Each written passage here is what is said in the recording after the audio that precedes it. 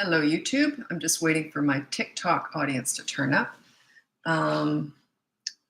So there's no one there yet. My big audience is on TikTok. I also am really into Instagram these days too. So I'm doing lives with YouTube and Instagram, and then YouTube and TikTok at the same time. Hi, Meredith.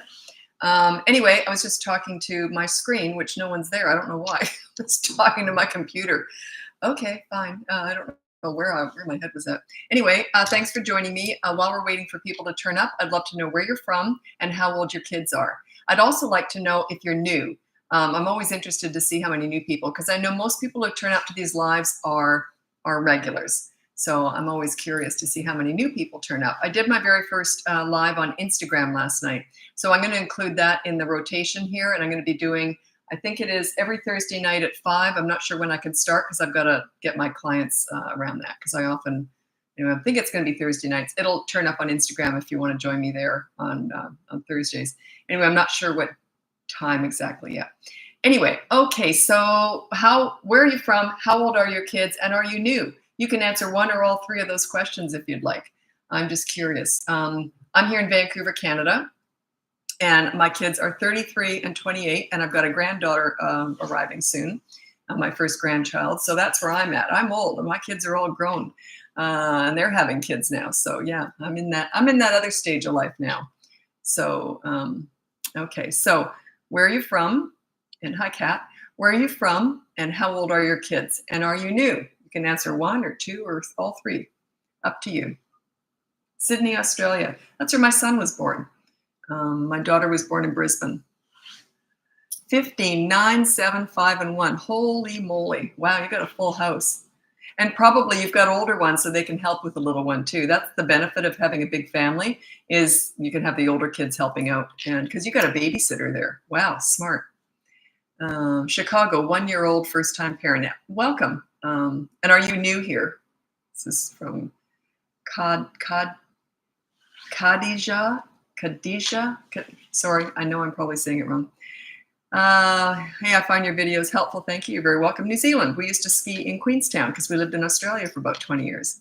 So yeah, love Queenstown. We didn't do much. I think we had a stopover for one night on the North Island, but we'd really just spent our time in the South Island skiing. Pittsburgh, 3 and 4. And you're new. Welcome, Pittsburgh. Renee, welcome. Most people are regulars. There's a lot of toddler talk on these lives. In coaching, it's more older kids. And not many older kids and teenagers, but on these lives, it's a lot of toddler talk. So if you have older kids like 8, 10, 16, please ask questions, because I like to mix up the ages if possible. Yes, you said it correct. First time here, love your videos. Excellent. Thanks so much for your support. I appreciate that. I'm from Alberta, and my kids are 5 and twins that just turned 3 Monday. All boys. Wow, you got a full house there. 3 is a really nice age. Well, it can depend. If you're a leader, 3 is when everything kind of falls into place and gets easier. If you're not a leader, they often find their power at 3 and they go, wait a minute, you're not in charge. I think I will be. So yeah, 3 can also be a challenging age. Okay, your kids, hi Dot, your kids are 13, 11, 7, and 6. You're a regular. Dot is a regular. Oh shoot, guess Spezzy. I don't know where that is. I'm gonna look it up. I know I'm saying it wrong. 5 years old now. What the heck is Spezzy? Why have I not heard it? So many different, I've learned so much about the world just from doing these lives. Oh, is that in Quebec? Oh, wow, it's in Quebec. Welcome. I was thinking overseas. Excellent. Oh, okay. It looks beautiful. Oh, shoot. I'm going to sneeze. Just a sec. I'm not sure. Might sneeze. Okay. Anyway, let's get going. We got enough people here now. So my name is Lisa. I'm a parenting coach. If you go on the link above, you'll see everything that I've got to offer. It's sort of my website in bullet point form. And you can download my free behavior board. That starts at the age of 3. I've got lots of mini toddler courses, and I also go to big course for 3 to 12-year-olds. And then teenagers, it's all coaching. But lots of people hire me for coaching with younger kids too. A lot of people double up. They buy courses and coaching because they realize they want some extra help. So whatever, check it all out. It's all up there. And I did my very first Instagram live last night. The only difference is that the questions don't scroll. So you got to do it yourself. So that kind of threw me off a little bit. And aside from that, it was exactly the same. I got a really good number turning up too for my very first one. I didn't announce it or anything. So I'm going to be incorporating an Instagram Live per week. So I'll always do YouTube at the same time. So it'll be either TikTok and YouTube or Instagram and YouTube. But I'm very true to my TikTok audience. I'll probably continue to do these about 6 days a week. And right now I'm planning on doing one night of an Instagram. And we'll see how that goes. East Coast Canada, you're so helpful. That's why I'm here. Thanks so much for that, Savvy. Is that your real name? Probably not. Maybe it is. Maybe it is. Okay, so let's get going with your parenting questions. 3-year-old having a hard time laying down so I can brush. Okay, I don't get that. 3-year-old having a hard time laying down so I can brush, floss teeth. So you want to brush and floss. Okay, what I suggest you do, a little bit of bribery here. So I would use a show that they like, and they only get to see that show. They associate it with brushing and flossing, and that's it. Use association. So they only get to see it. It's something they love. They only get to see that if they're cooperative while you're brushing and flossing. They're 3 years old. They can understand that. So, but yeah, give that a go. That's like my shopping with toddlers. Whenever how I do that. My kids had a goodie bag, and they never got out of that cart. Plus, I never allowed them to help because sometimes parents set them up for tantrums, but they don't realize it. They'll let them help with the Kleenex and the toilet paper. Yes, you can put this in the cart, and then you have eggs, and they have a tantrum because you won't let them put that in the cart. They don't understand. You're either going to let them help or you're not. Like they don't understand exceptions. Okay.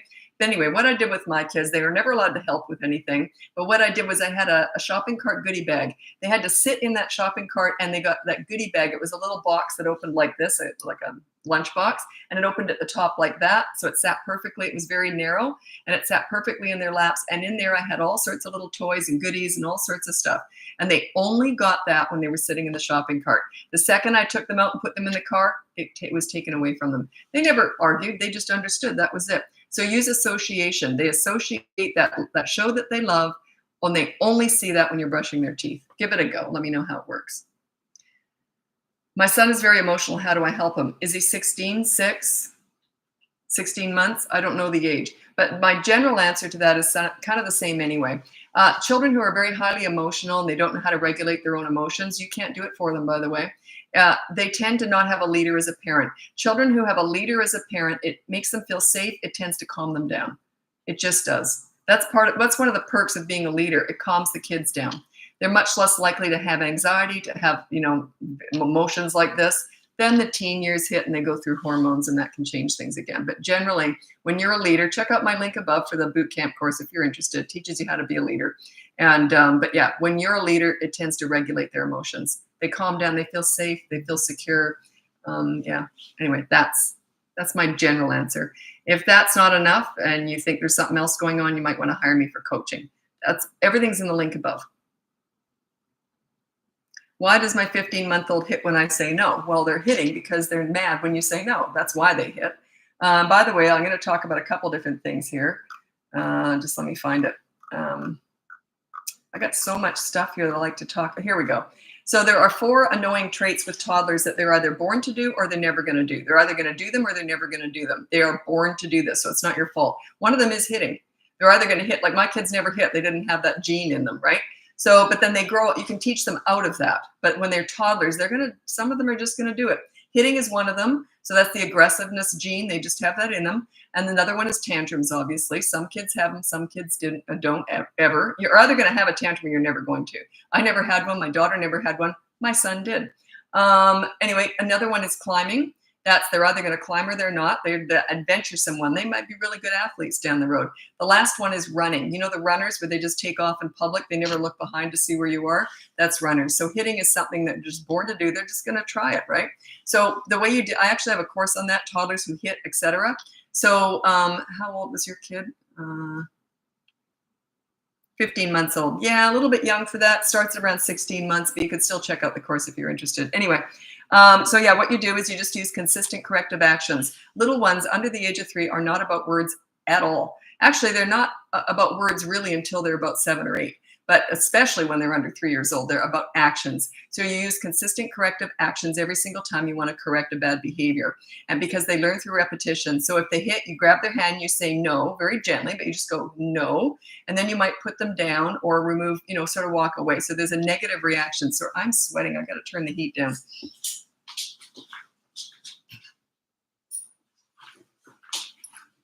Whew. I'm too old for hot flashes. I'm kind of past all that. But yeah, I was getting all sweaty.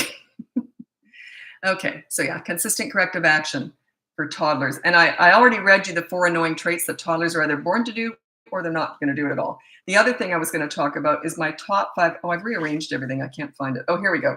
My top 5 tips for parenting toddlers. Number 1 is you childproof your home so you never have to say no. Number 2 is you have a toy rotation system so they're never bored.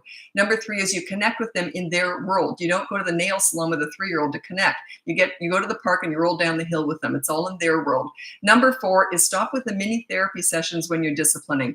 They are not about words. All these discussing big emotions and how you hurt my feelings. It's garbage. I know it's really trendy right now, but anyway, it's absolutely garbage. They're not about words, they're about actions. And number 5 is stop trying to figure them out. They're not figure-outable. They haven't formed yet. They're brand new, fresh human beings. If they're only 2 years old, for that first year, they were laying on a mattress like a potato. They haven't formed yet. They're brand new, fresh human beings. They're crazy because they haven't developed sanity yet. They might even stick their hands down their pants and smear poop on the wall. I did that when I was a baby. My mom walked in and said, "Oh my God." And my dad said, "What?" He goes in there and he goes, no worse than an old cow barn, because he grew up on a farm, so he cleaned it all up. But yeah, I did it. Guilty. Poop on the wall made sense to me. I think I was about 8 months old or something. Anyway, okay. So that's my top 5 tips for parenting toddlers. Okay, how would you deal with parents separating for a 3-year-old? Well, it's sort of the same with all ages, but every situation's different. I don't know who's got custody, who doesn't, all that stuff. Work all that out. But the kids never care if you're together. They only care that you get along, and they want you to be a united front. They want to know you're still a team in parenting. My ex and I split up. The kids were 9 and 14, and we never argued before or after. And he still came over for dinner every night for about a week or 2. Finally, the kids said, "Can you tell Dad not to come over every night?" Because now he was company. They couldn't just do whatever they wanted. They would sort of go and do whatever they wanted, and then we'd be sitting alone, just the 2 of us. Well, it didn't make any sense. So, but anyway, because they wanted to go and do their own thing, right? But anyway, if you get along, that is everything. Turn up to everything together still, if you can. I always say you got to love your kids more than you hate each other. Put your kids first, not you. Love your kids more than you hate each other. They don't care if you like each other even. Get along. Put them first. Too many parents put themselves first when they're divorcing. Put your kids first.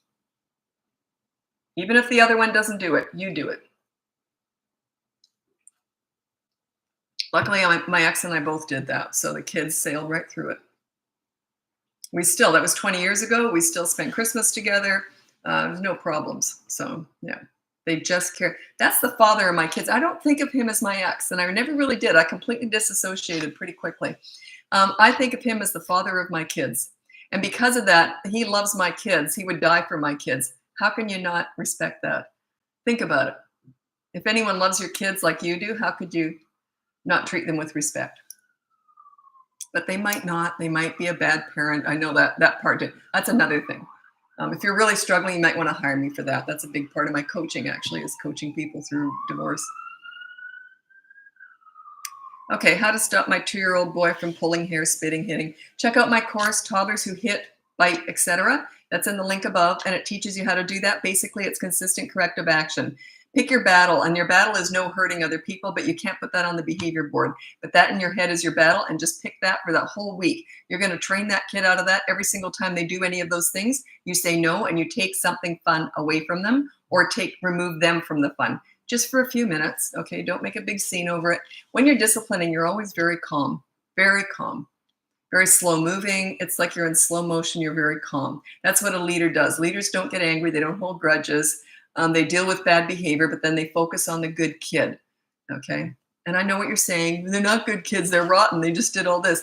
You got to flip it as fast as you can. The discipline should be a very tiny, short amount of time, and then you want to focus on the good kid. So you deal with bad behavior, but focus on the good kid. What you focus on becomes their identity. Where you put your energy is what grows. Okay, so it's like watering plants. No, it's not. Is it? Is that a good analogy? It's like watering plants. No, it's not. Never mind. I cracked myself up there. Okay. Talk a bit about double-headed leadership as a setup for failure. I have no idea what you're talking about. I'd love to talk about it, but I don't know what it is. I don't know what you mean. Maybe you could elaborate. Can hitting be on the behavior board? It's always the number one thing that we address. If they're 3 and above, you can use the behavior board. If they hit, you always put that on the first week behavior board. No hitting. Check it out in the behavior board. It explains that. And you put no hitting or no hurting other people, because sometimes they'll stop hitting, but they'll start kicking or biting, right? So you say no hurting other people. And then usually the consequence is they have to do something nice for that person. So if they've hit a younger sibling, that younger sibling gets to play with their favorite toy for the afternoon or something. Ow, itchy. Okay.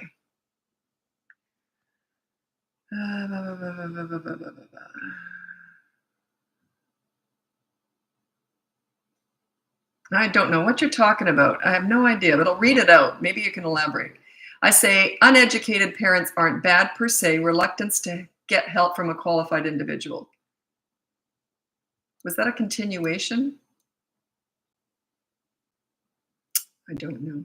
I don't know. Anyway.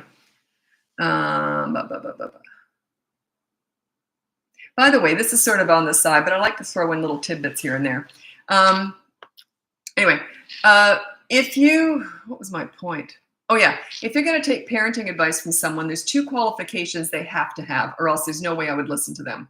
They have to have finished the job with their own kids. If they don't know how to live with teenagers and go through those teen years and finish the job with their own kids, how on earth can they teach you anything?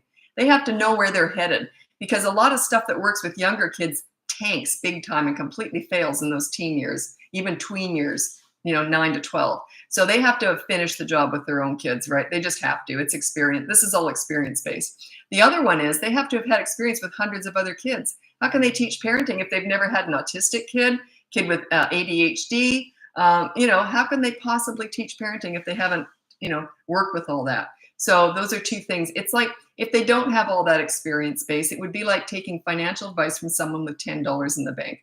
It doesn't make any sense at all to me. This is heavily experience-based. A lot of my clients are teachers, principals, child psychologists. They're really good at their job, but they identify that parenting is different from any other role. I couldn't do their jobs, and they struggle with parenting. And it's not that they struggle more than anybody else. Quite the opposite, actually. They've probably got a lot above you because they're around kids all the time, but they're perfectionists and they're learners. That's why they hire me.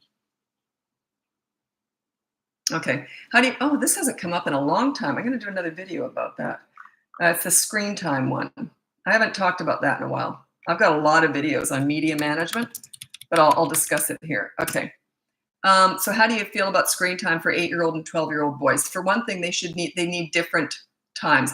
Maybe something like 8 hours a week for the 8-year-old and 12 hours a week for the 12-year-old. Maybe something like that. I don't know. But here's how you do it. There's lots of different ways to manage screen time. There's a couple that I often talk about. I won't even bother because I don't really like them. But this is the one I really like. You say, here, you've got the 8-year-old, you've got 8 hours a week on the screens. You decide when that is. And you write it up in a big graph in minutes. So if they've got, I can't do math with 8 hours, but let's say it's 10 hours a week, let's say. And the reason they have to be different is they're different ages. You have to accommodate that. It's like allowance. They don't get the same amount allowance if they're different ages. Anyway, so you put it all out in minutes. So that would be 600 little squares. Use graph paper, whatever. And then every minute, you have to color it in. So it's very visual. They can't do that. You're in charge of that. You're in charge of policing that, but they're in charge of when they do it. So long as it's an okay time to go on a screen, they can't get up at 2 in the morning and do it. But you say, yeah, you can have screen time, decide however much you want. So they might use it all up within 5 days, and they got 2 days of no screen time. It's a really great lesson in self-discipline. I never really told my kids what to do. I like them to learn how to manage themselves. I taught them that from a very young age, how to manage themselves. And that's a really good lesson in that. That's part of your leadership. Authority style parents, they're the old fashioned one. They tell their kids what to do all the time. I don't do that. I'm a leader. I teach my children how to make good choices and manage themselves. Big difference. Very low maintenance. And you can be best friends with your kids because they're self-disciplining, right? Woo, amen to that. What did I say? What was the amen to? I don't know. I talk so much. I forget what I'm talking. Sometimes I get on a binge and I'm yabbering on, and I don't even listen to myself. Reminds me, years and years ago, there was a show called Mary Tyler Moore, and they had this anchor on the news. He was such a dimwit, and his name was Ted Baxter. And he, one time he came out and they said, "Oh, Ted, that was a really good show about such and such." And he goes, "What was that?" And they said, "Well, you just read it out." And he goes, "Yeah, I wasn't listening." Reminds me of myself because I often don't hear what I'm saying because I just say it every night, right? Okay. Okay. What if the behavior happens more than once? I'm gonna I'm going to read this out. Okay. So let's say their rule is, oh, I got too many ideas. I want to go on and on about this one because it's such a good one. So your rule on the behavior board is no hitting. So they hit their little sister, and then the consequence is she gets to play with the favorite toy. While she's playing with the favorite toy, he hits her again. Okay. You got to be careful with that. You got to be watching that, right? But anyway, so he hits her again. So let's say all throughout the day, he keeps hitting her and hitting her. On that behavior board, you'll see that there is one rule and two consequences for the kids. The first one is a positive action. That is giving her his toy. That is the positive action. If they won't do it, or if that's a problem, then you resort to the second one, which is usually something like 24-hour media blackout. That means no screens at all for 24 hours. So if he keeps hitting, you say, I'll tell you what, you hit all day. You were hitting a lot today, so we're going to go right to 24-hour media blackout, and that starts now. Not fair, not fair. I didn't know. Well, you'll know next time, won't you? Like I wouldn't explain myself. There's no way. When you start explaining yourself and justifying your leadership, they are in charge. They've got you by the fishing line. They're reeling you in. There's no way. So, well, you'll know next time, won't you? Not fair. Whatever. Okay. I love that word, whatever. I have a client who said, and they said, what do you mean? You just go, whatever. And I say, oh yeah. You just say, if they're really being snotty about it and they don't like the discipline, you just hand it out. It's all on the behavior board. They made that choice to do it. I used to say things like, it was your choice. Behavior board's there. It was your choice. You chose to do that. So, like your choice. Or else if they just keep going on and on and on, whatever. Like you just shut them right down. So yeah. You bundle them all up, all the bad behaviors in one day, and then you go right to the big kahuna discipline, which is the 24-hour media blackout. That's how you do that. You asked me about Red 40. Is that a drug or something? Is that like a food coloring? I don't discuss that because I'm not a doctor. I think it's a food coloring. Or if I said something bad, is that something rude? If I don't know something, I should learn to not talk about it. Because, it is a dye, a food dye. I don't know. I have my personal opinions on stuff, but I don't share those because I'm not a doctor. So I only talk about what I feel qualified to talk about, which is parenting, like the relationship between parent and child. That's my specialty. And I teach leadership. You want to be best friends with your kids, and they are self-disciplining. That's your goal. My kids were self-disciplining from about 3.5 to 4 years old. They knew right from wrong, and they chose the right way.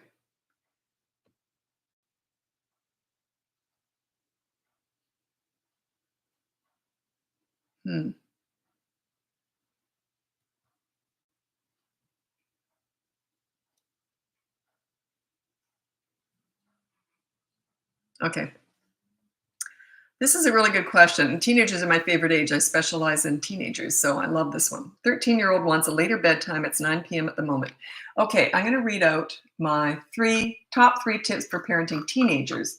So I reorganized everything, and now I can't find it. Okay, there it is. I don't know why I have to look at it. I already know it, but I like to make sure I get it in the right order. Anyway, number one skill for parenting teenagers. This is 13 plus. It's number one is listen to understand and show empathy. Okay. You don't listen to gather information to lecture with. They will shut you out and not tell you anything. If they want your advice, they will ask for it. They already know it anyway. Okay. So listen to understand, show empathy, then stop talking. They will tell you everything if you get good at that listening.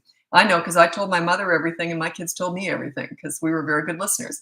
The number two is negotiate pretty much everything, which we'll get into that. That is what you're doing. I want you to negotiate that, by the way. So you negotiate pretty much everything with teenagers. You want to start giving them some of their own leadership. You're their leader from up to about 12, and then you want to start handing over some of the leadership to them. And if you're doing it all really well, they'll do it responsibly, okay? And number three is don't sweat the small stuff. Save your energy for the big stuff. Now, I would say to that 13-year-old, okay, so I want you in bed by 9, but I understand you're getting older. What time do you think you should go to bed? And then they might say 10. I'll say, I'll tell you what, let's split the difference. How does 9:30 sound? You see? So you see how you negotiate that? And be fair about it. And then also here, I would have a caveat, and I would say, I'll tell you what, If you have a hard time waking up after a week, because it might take you a while to get used to that, then we'll go back to 9. Is that a deal? So you see, treat them with respect.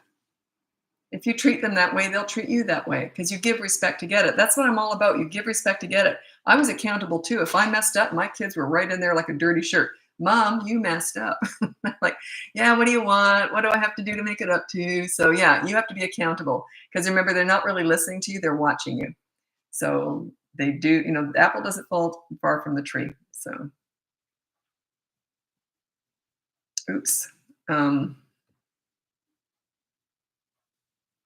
Okay, good one. If you remove screens, what happens at friends' houses and uncontrolled environments as kids age? Okay, you don't include that. Like, let's say your kid had a play date with another kid and they've already lost all their privileges for screen time. If they have a play date, they get to go on the screens. You don't punish I never like to interfere in social stuff. If they're happy, if they're playing with friends, if it gets really out of control and they end up with their friends all day long because they get screen time, then you might want to intervene. But overall, when it's social time, I don't tend to include that. But if it is a problem, I would say, okay, so you were probably on the screens for half that time. You were gone for 3 hours.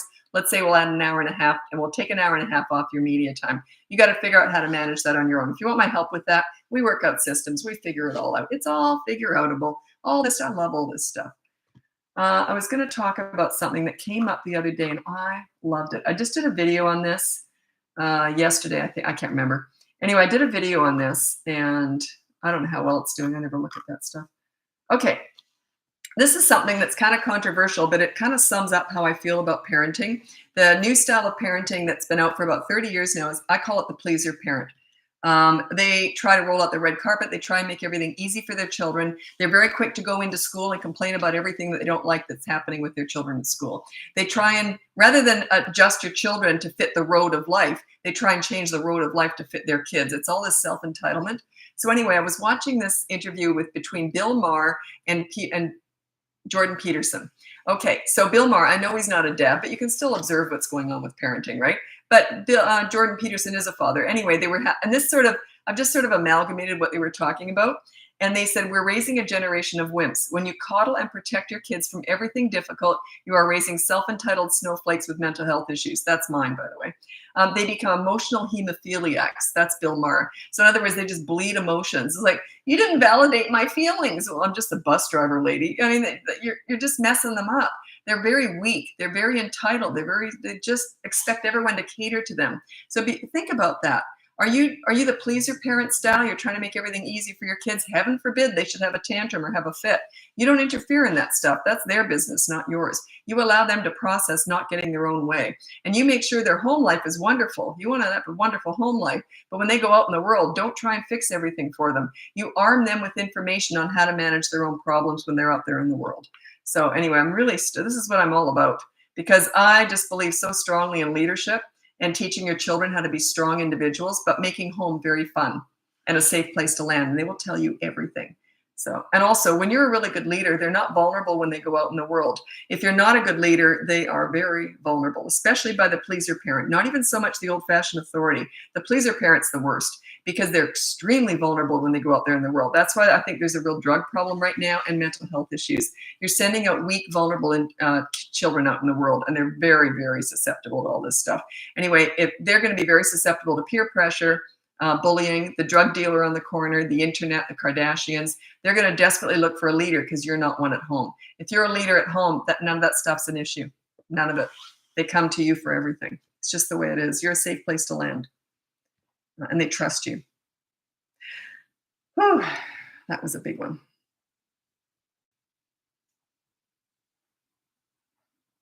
I'm not sure what to do when they don't hold up their end of it. Well, there's a consequence. Okay, I don't really know what you mean, but I'll just go on about it anyway. So let's say that there's a rule and a consequence for the kids. The reason why there's consequences is because you do that. Like you say, well, you broke the rule, here's the consequence. And then they won't do it. So you say, okay, fine, media blackout for 24 hours. You take something away. You have control over that. If you don't, you got to hire me. If you've got no leverage at all, you want to hire me. I know how to invent leverage. I know how to make it work. But yeah, a lot of parents of teenagers say, well, they don't care about anything. I can't take it. There's always something. There's always something. I don't like to talk about invented leverage because It's such I don't like using it. It's one of those methods I hate using, but sometimes we have to resort to invented leverage. So we have to invent stuff as leverage. I don't like it, but sometimes that's all we got. And we get very creative with that. How much is it to hire you? That's all above. If you look in the link above, everything I have is up there. So you can go through that. There's 3 different packages of coaching. So you can check that out. I suggest 1 is never good unless you're coming back, a repeat. But if it's all you can manage, then that's better than nothing. But if you're only going to hire me for 1 hour on Zoom, be prepared to take notes. I'm going to smash as much information in that 1 hour as possible. So be prepared to take notes. And the 3 sessions is for younger kids, usually 5 sessions or more is for teenagers. Yeah. Okay. 3 teenage daughters, split homes. Dad lets them do whatever they want. I have structure. It's scary.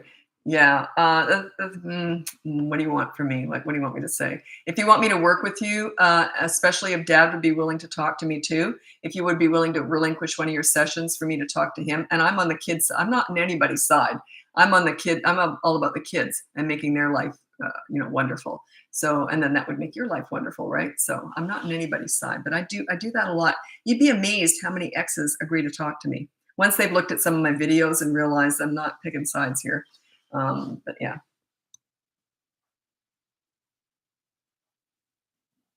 Oh, you're talking about the nanny? Yeah, I don't discuss all that stuff. How you deal with other people with your kids. I don't discuss that. I only talk about parent-child relationships. I have a lot of opinions on it. It comes up in coaching a lot, but I don't discuss it here on social media. It's too general. It's too specific to each family. That's why. Okay. Is it 24 hours after they stop doing the behavior? Okay, very good question, actually. That came out here. Here's one. I actually have it as one of the videos I want to do. Someone had asked on Instagram, a question was 24-hour media blackout for hitting sister. Then he hits her during the blackout. What to do? Nothing. You just say, I didn't like that.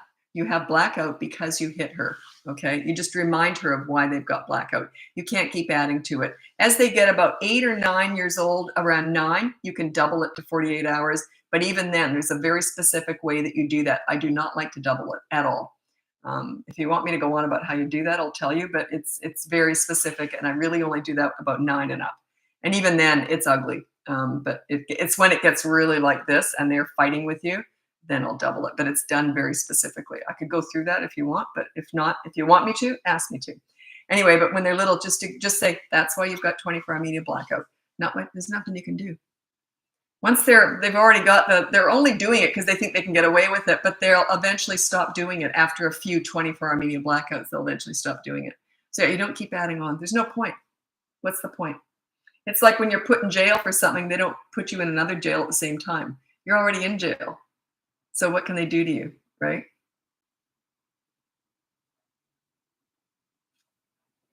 I don't think that was a very good analogy, but anyway, made sense in my head before I said it, not after. Okay.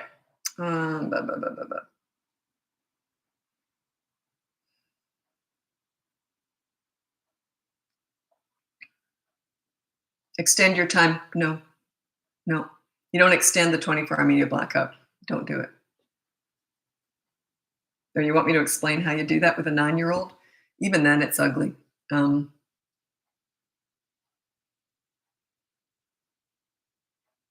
The reason I don't like explaining it on here is because I worry that you're going to use it with younger ones. And it's a very confrontational thing to do.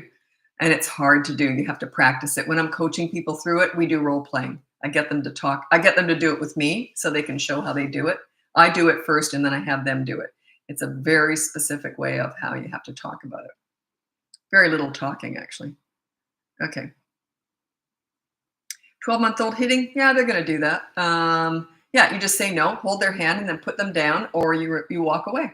They'll eventually learn. They're not about words. They're about consistent corrective actions. So they'll eventually learn, wait a minute, every time I hit, something bad happens. Mom walks away, dad puts me down. They will eventually connect the two, but it's going to take a while. They don't learn the first time. 2-year-old daughter cannot free range. How to teach about physical boundaries like the street. So she's a runner?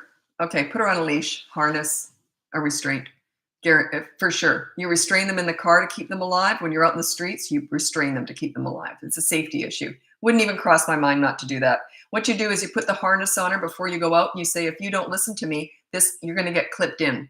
Second, and watch her like a hawk. Second, she starts to take off, clip. And here's the secret. You leave her clipped in for the rest of that outing. Is it going to be ugly? Yeah. Is there the bigger the scene, the bigger the lesson. You've got to exercise your leadership. If you're afraid of a scene, a fit, or a tantrum, they are in charge.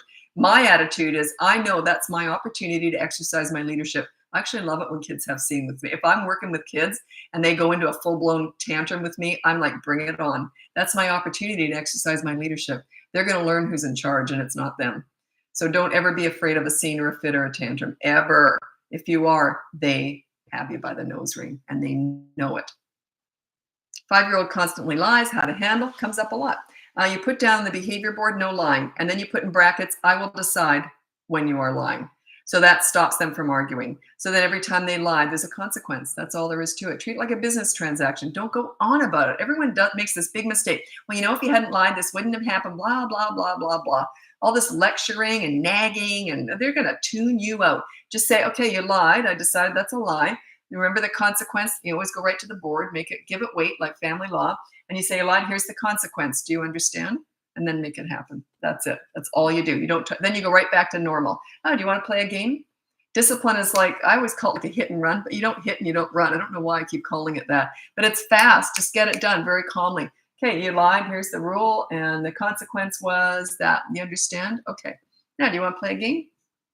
See? You just lay it down like it's a business transaction. No emotions, none. When you're disciplining, no emotions. It's a business deal. It's like business.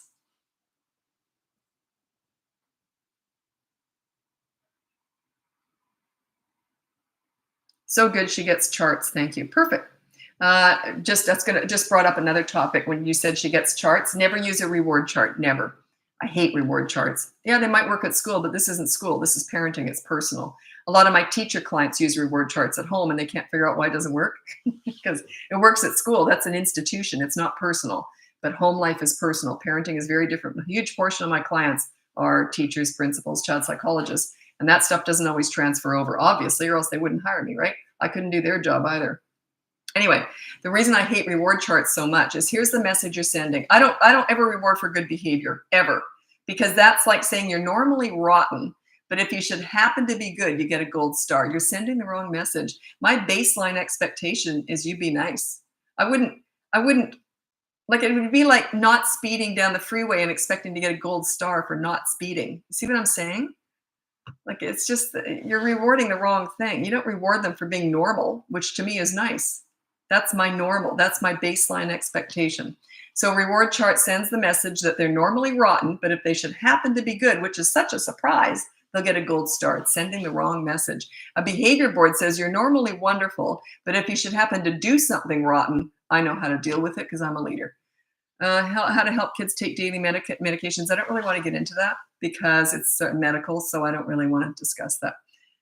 I've got my own personal things I've done, but yeah.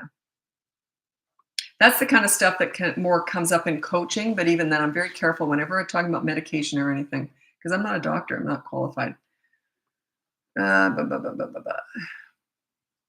Oh, good luck with that. How to deal with family gatherings with cousins who are out of control or bad examples. Okay, it's just crazy times. You can't always control that. Anyway, the thing is, when you're a leader, your kids are never influenced by other people. They just aren't. Past the age of about 3.5 to 4, they are not influenced or wound up by other people because you are such a strong, calm leader for them to look up to and mentor. You're like a mentor to them, and they're just calm. They're not susceptible to that. It's just the way it is. I watched it with my kids. Piece of cake, because they look over at me when other kids are being crazy, and they just look over at me like that, like, they were actually disgusted by other kids being crazy, acting out, because they identified that wasn't a polite way to be. So yeah, work on your leadership, and that's not a problem. Everything is about you. We're never fixing kids. We're fixing and teaching parents here. You lead, they will follow. That's what this is all about. Everyone wants to fix their kids, but they're just doing what you've taught them to do because all their behavior is 100% a direct result of your parenting. 100% until they're teenagers. Then they can veer off a little, but even then, they don't veer off very much at all because they feel good about themselves.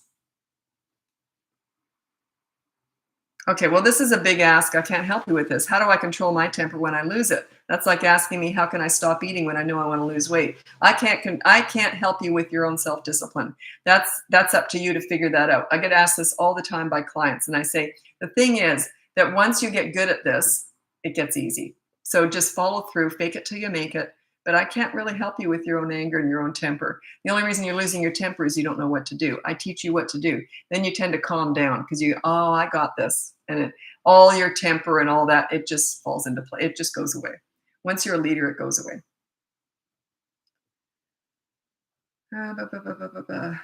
Oh, that's cute. This is so refreshing. I'm sharing with my loved ones like sport. I need my coach. That's cute. I just copied what I learned from my parents. My mom was the leader. My dad was the pleaser. There's usually a leader and a pleaser. There's never an old-fashioned authority and a leader. They don't mix. They're like oil and water. But you'll usually find an authority and a pleaser, or a leader and a pleaser. Now you can both be leaders, but there's usually one stronger one. That's the one that the kids turn to when things are going a little bit rough. That's the one they look at. So anyway, and there's nothing wrong with that, so long as the pleaser backs up the leader. Like my ex-husband, he was a good dad, but he didn't know how to discipline. I didn't want to messing the kids up, so I said, let me do all that. That's my thing. So anyway, but what he would do was if he was out alone with the kids and I wasn't around, they would sometimes, when they were little, try and push him, and he would just say to them, do you want me to tell mom? And they'd go, oh, never mind. So he used me as leverage. So he was on board. You got to be on the same page. You don't have to be the same though. You can be on the same page. So he used me as leverage, and the kids were good as gold for him too. So, and then if he did let them get away with anything, they couldn't wait to get home and tell what dad did wrong. Guess what daddy did? He let us do this. So it got to be a game. Daddy, did you let them get away with that? And they were all proud because they told on him. So yeah, there's nothing wrong with that. The leader is the one they tend to turn to for pretty much everything, though. That's the one they tell everything to, and they love the pleaser. It's not about that. It's about you're the one that they go to, like a mentor, like a coach, like a leader, right? They look up to that. Okay, actually, I have to get going. I have to cut it. Only been 41 minutes, so I usually go for a whole hour, but I actually have to get going. Anyway, if you go in the link above, you'll see everything I've got to offer on there. My free behavior board, my courses, and my coaching, if you're interested in that. So check it all out. Otherwise, I'll be back here. What's today? Thursday. I'm usually back every day. So I'll be back. It's only Thursday. It feels like Friday. Anyway, I'll be back tomorrow sometime. They're not they're not scheduled on Friday. I feel like I just inhaled a bug. Anyway, they're not scheduled on Friday, so I never know when I'm going to turn up. Anyway, check out the link above if you want to know what I do, and we'll talk to you again sometime tomorrow. Take care. Bye now.